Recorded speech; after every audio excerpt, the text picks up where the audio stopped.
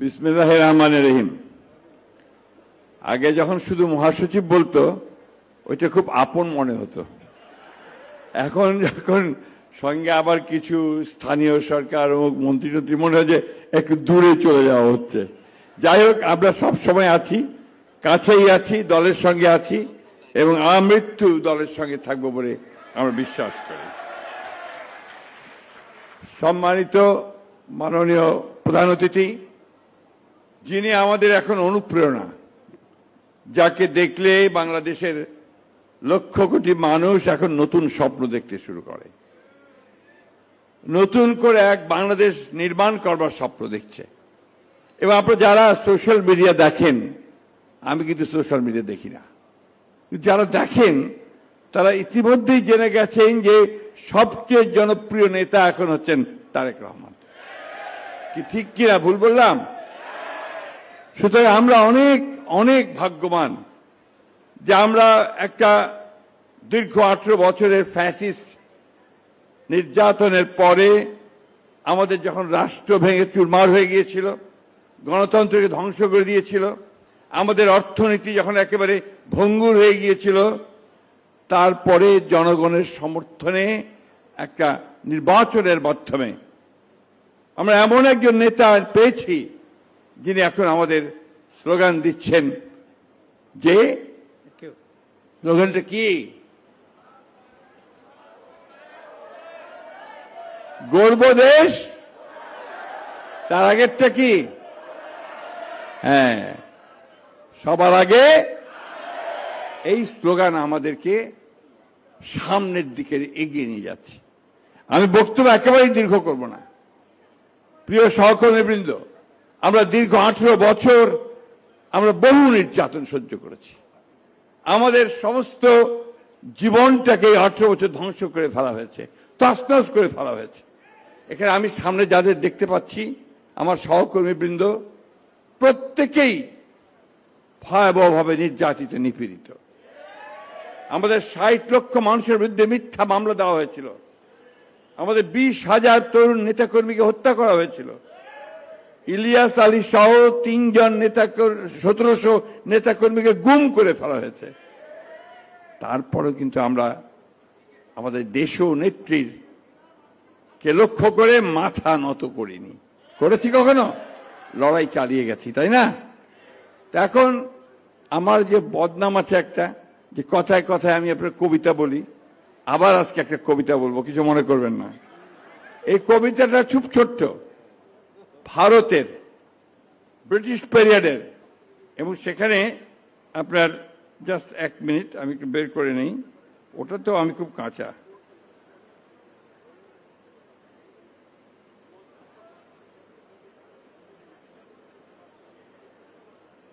যাক, মনে পড়ছে না, বের করতে পারছি না।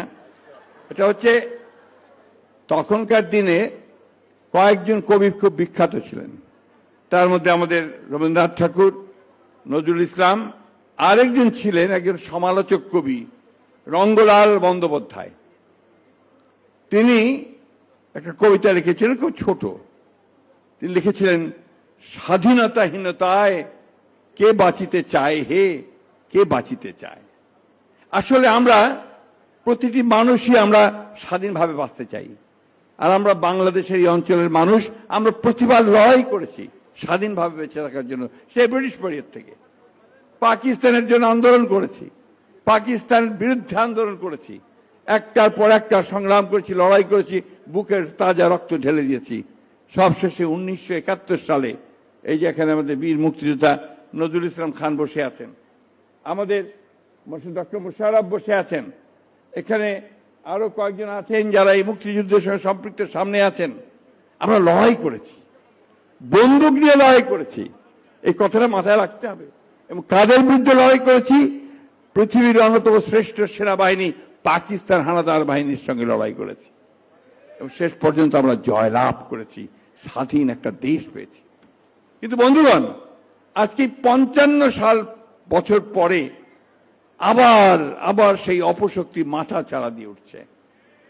আবার সেই শক্তি যারা সেদিন পাকিস্তান হানাদার বাহিনীকে সহযোগিতা করেছিল, যারা সেদিন আমাদের ভাইদেরকে হত্যা করতে সহযোগিতা করেছিল, যারা আমাদের মা বোনদের সম্ভ্রম নষ্ট করতে সহযোগিতা করেছিল, তারা আজকে আবার নতুন চারায় নতুন ভ্রমে আপনার হাজির হয়েছে বন্ধুগণ। এটা আমাদেরকে সাবধান থাকতে হবে। আমাদের স্বাধীনতাকে যদি আমরা সংহত করতে চাই, আমাদের যে সংগ্রাম লড়াই আমাদের নেতা তারেক রহমান সাহেব শুরু করেছেন নতুন বাংলাদেশ গড়ার, সেই লড়াইয়ে যদি আমরা জয়লাভ করতে চাই, তাহলে অবশ্যই অত্যন্ত সতর্কতার সঙ্গে সেই অপশক্তিকে পরাজিত করে স্বাধীনতার শক্তিকেই আমাদের সামনের দিকে এগিয়ে নিয়ে যেতে হবে বন্ধুগণ, এবং সেখানেই আমাদের সাফল্য।